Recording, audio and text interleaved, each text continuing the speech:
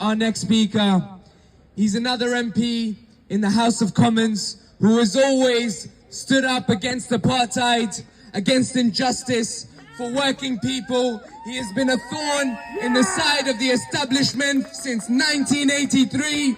He is the independent member of Parliament for Islington North, and he's our people's Prime Minister. Make some noise for Jeremy Corbyn!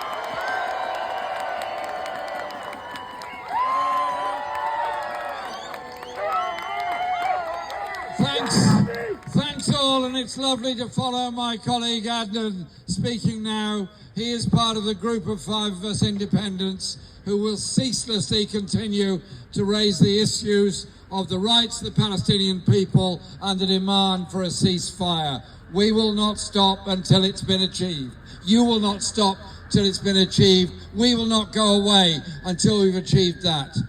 Going on demonstrations can seem often repetitive, tiring, and sometimes you wonder, well, is it all worthwhile? I just say this: over the last months, all of this year and the latter part of last year, we've had march after march. Every time we're criticised for holding a march, every time the Home Office or the Metropolitan Police try to stop the march taking place, it shows it's working. It shows that they're annoyed. It shows that they want our voice to be silenced, and that's why we will not allow that to happen. Today, the British government has announced yet more money going for weapons to different parts of the world, in this case Ukraine. They've also announced they're going to raise defence expenditure to 2.5% of GDP. And despite David Lammy saying he was going to suspend some arms supplies to Israel, 300 licenses are still in force. The cosmetic exercise of cancelling 30 licenses, we were assured by him a few minutes later, will make no difference to Israel's ability to wage military conflict. So what is the point of it other than a cosmetic exercise to try and buy a bit of peace for the government? Well, I'm not here to give peace to those people that are supplying weapons, that are raining down on children in Gaza. I'm not here to make life easy for the weapons manufacturers. We are here because we want to see an end to the conflict by a ceasefire, by the withdrawal of all Israeli forces from Gaza and the West Bank. And we're here because what is going on is unbelievably outrageous. The killing of people by the latest bombardment of what was supposed to be a safe zone. People drowning in sand because the sand is blown around by the explosion. Just imagine that. You're suddenly covered in sand, and your last memory of life is a terrible choking feeling as you can no longer breathe and your mouth and your nose are full of sand. And that is what's happening to people in Gaza. 40,000 already dead. Children who've survived but lost all their family will have what's called survivor's guilt for the rest of their lives. Why are they alive? Their mum, their dad, their auntie, cousins, all gone. That is the reality of what this bombardment has done.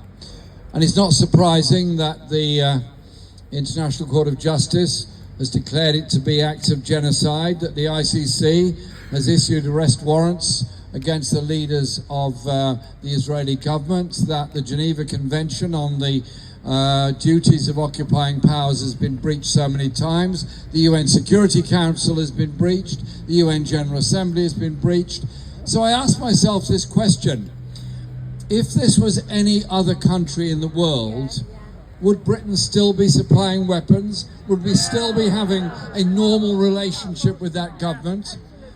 No, of course we wouldn't. And so the demand to stop all arms supplies is a very strong and very serious one.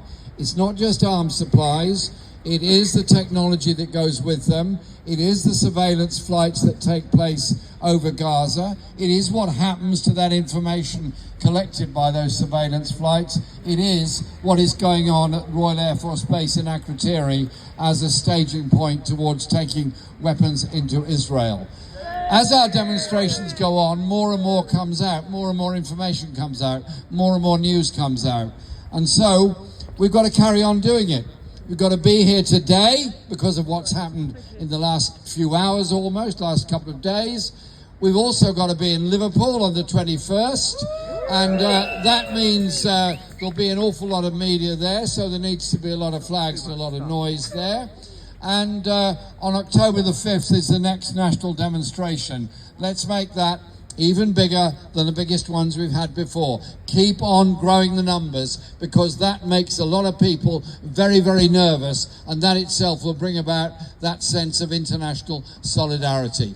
We cannot be silent. We cannot be idle. We cannot just be spectators. We have got to do everything we can to support the rights of the Palestinian people to be able to live in peace.